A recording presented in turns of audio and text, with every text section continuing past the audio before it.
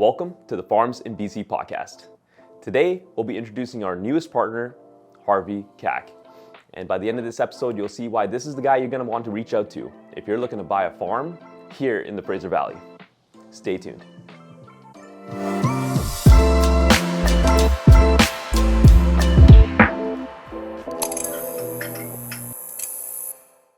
Well, Harvey, it seems like we barely need this introduction. Obviously, the rumors have been going around for a little while now. We've been looking for a new buyer's agent to join the team, and your name did come up a little while ago, and we obviously got you joined in pretty quick. So some of these people already know, right? This is happening, right? But I think we might as well make it official. Welcome to Farms in BC. How are you finding the transition so far?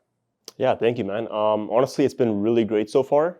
The systems we have in place here at Farms in BC are super solid. And I'm just looking forward to helping buyers out, utilizing the systems that you guys have, and take it from there, right?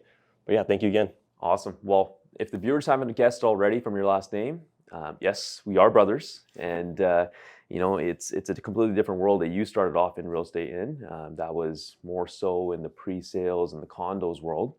Now, how has that been, and what made you want to start in that world? Yeah, exactly. I got my residential license. That's what I've been working on mainly. I wanted to start kind of in a more simple way, kind of like working my way up, trying to learn the basics of real estate first. Kind of the first-time home buyers, what are they looking for? What are the challenges they face before I move on to something like acreages? I think acreages was always in the back of my mind, but I did want to start with something more simple and more basic, just to kind of get that first step that buyers are looking for, right? And just kind of take it from there. And I mean, it seems like you've been working mostly with buyers as well, right? Yeah, it's been mostly buyers, of course. That's just kind of what I want to focus on at first, and just been doing a lot of content catered towards buyers and all that. And looking forward now to doing that for acreages, right? And just kind of helping buyers in acreages with those same challenges that buyers in condos and stuff had. There are a lot of similar issues there. But it's a little more different here. There's a little more of a niche, right? So there's more specific rules here. Yeah, now considering obviously there was quite a bit of traction being built up, right? Obviously, you had a very niche, strong niche within the condos area, right? With your buyers. Now we're kind of making a full transition into acreages and farms. What kind of inspired that move? Yeah, so obviously I think it's just the natural next step is to kind of learn more about the different types of real estate. I feel like I've fully mastered that pre-sale side of things. And of course, I'm still helping a lot of buyers in that world as well with all the contacts I've made and all the database that I have accumulated over the years. But I want to move on to acreages now just because that's kind of where my history has been and where I started because I was born and raised on an acreage in Abbotsford. And now we're building a house actually here in Abbotsford as well. So looking forward to leveraging that experience that we've now accumulated and helping buyers out as well, because obviously lots of buyers want to be building homes on their acreages, right? Mm-hmm. So I think it's just a natural next step to learn that as well. Considering, I mean, we're building it together here as well, right? So obviously that home that's going back on a farm is a little bit different compared to where we've been for the past 20 years. We've actually been living in a residential area, right? So we started off on an acreage, we transitioned into a residential neighborhood, and we always had farms on the side, but we never built on them, right? So that was kind of the thing. Now that we finally got that itch taken care of, I think that's going to be interesting, right? Because we're going to be raising our own families now on a farm, and I think that's such a huge thing for all our buyers. Actually, they all are looking for that lifestyle change as well. So going through that transition yourself, you're kind of seeing it firsthand. You're getting to experience it. I think that's going to be a huge help for you as well. What are you most excited about? Yeah, I'm excited about everything coming full circle. Really, is like you mentioned, the last 20 years we've just kind of been in the residential area.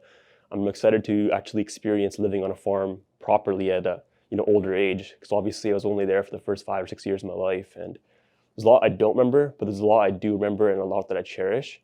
I'm excited to provide that opportunity for my own children going into the future, right? So it's going to be really exciting, and just learning that all properly as an adult now, and just kind of giving that experience over to my buyers as well, just so they have the knowledge and the guidance that they need. Because obviously there's lots of gray area just buying an acreage and actually building up a house there. So yeah, it's not easy. Oh yeah, of course. I mean, it took us a few years to get everything sorted on the planning side of things, and then after that, it takes time to actually build it. So yeah, 100%. Now, one of the things I know about you that perhaps the viewers don't really know, and I do want to really lean into this, is that you take health and wellness very seriously. And it's no secret we've been going to the gym for quite some time together, and obviously we've spent a good amount of time together. So, but there's a big difference. You're making a lot more gains than I am, man. It's what's the secret? What are you holding back on me, man? It's no secrets, man. It's just honestly a lot of consistency, a lot of hard work, of course. And I mean, where I started, I didn't really have that much of a health and fitness kind of focus. It kind of just developed over time, I think, and evolved. I mean, it started with soccer, just trying to get better at the sport, right? And just kind of catering my nutrition and fitness towards that. And then over the years, it became the gym, right? You showed me the gym around like 15, 16 years old. I started going there, just doing basics there. And then from there, it actually evolved into having a health issue. In the early 20s there, I had got diagnosed with ulcerative colitis as well as celiac. So that became the health focus as well there, because I was trying to fix my own health and find a way to get by without using medication. Because I don't want to be stuck on medication as my early 20s, just kind of, it seems like something I just shouldn't be having an issue with, right? So I knew there had to be kind of a solution that didn't involve medication at such an early age. So that's where my fitness and health journey kind of accelerated. And I found a way to, I changed my diet and my exercise towards that and actually not fully cure as well, because it's an ongoing disease. It's chronic, right? But it's managed, and that's the important part, right? So that's kind of where my health journey is now, and it's been good for a few years, been under remission. So I'm just looking forward to maintaining that. And like I've always said, it's just about competition as well, right? I enjoy that competitive aspect, and having you as my older brother, I'm like, I got to beat this guy. At the end of the day, I got to beat this guy, right? I'm not going to let some disease or whatever it is kind of hold me back. Yeah. There's always a way, right? Yeah. And that consistency that I've built over the years, it's been good. It's helping other parts of my life as well. Yeah, absolutely, man. It's a lot of discipline. It's nice being able to have someone as well, because I'm kind of bouncing off your willpower there, because I'm trying to get up in the morning. It's 5 a.m., 4:30 a.m., whatever it is, right? And kind of having someone else that's also willing and able to do that is a pretty big help. And I think that's one of the bigger things that allowed us to kind of do that for a while, right? So obviously we're going to continue doing that for the long term, but I totally see it. I mean, obviously during that time period that occurred, obviously you lost a ton of weight. We were kind of a little bit afraid for you, right? But you bounced back big, and man, you're taking it by storm. So, I mean, gains-wise, I think you were trying to get into that 3-plate place pretty soon here on the bench press. I think you were 2-3 weeks out now, or what's yeah, we're going for that first attempt here in just about 3 weeks. Yeah, it should be fun. A little nervous, but honestly, super excited, and just crazy to see the journey, I guess, just from dropping down to like 145 pounds after when that first happened, the disease, right? Yeah. So now obviously back up to the 200s now. So we're looking at a healthy weight, and it's honestly just astonishing just to see what can be accomplished. Right? Yeah, really. It's not easy. I mean, I'm on that journey as well, but I don't have that maybe that setback, which I had to bounce back from. So maybe I take it a little bit easier than I should. But there's things we learn from each other, right? So I'm glad to have you on that journey as well. Now, how does that discipline, that health journey, really translate into the work that we're doing now and the journey that we're on now? Yeah, for sure. So, I mean, I think the number one thing I learned is that you can be living a very healthy life that you think is healthy and that you're doing everything right. But a lot of times it can just be the case that it's just not right for you and your body that you're actually living in. So I thought I was living really healthy and, eating very healthy and living a healthy life, but I still ended up getting the disease that I got, right? So I think it's really just about analyzing how you actually feel in your body day to day.